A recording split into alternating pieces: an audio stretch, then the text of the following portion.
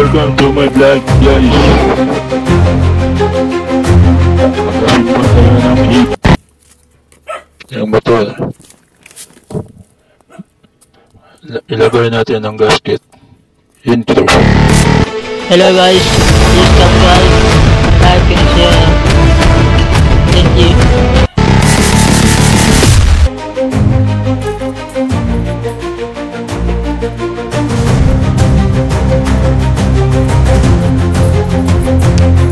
Okay, lagyan na natin head at saka gasket, metal gasket. Pasensya na kayo guys, isa lang akong vlogger, wala akong assistant, tagahawak. Ako lang nag-iisang vlogger, wala akong assistant, tagahawak ng camera.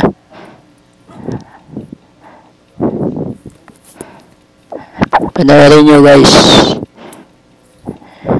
paano mag-assemble ng head at maglagay ng gasket, ng tamang paglagay ng gasket.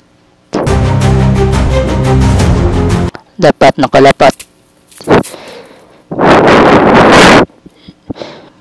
yung gasket para hindi mag-leak ng oil.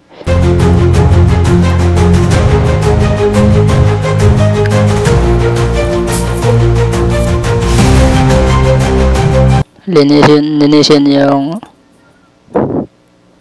sa paligid ng gasket para hindi magkadikit yung dumi, at ilagay na natin yung head. Tama-tama lang pagtulak guys para hindi straight yung thread, masira yung thread. Tama-tama lang pagtulak, huwag masyadong lakasan, alalay lang pagpasok ng head.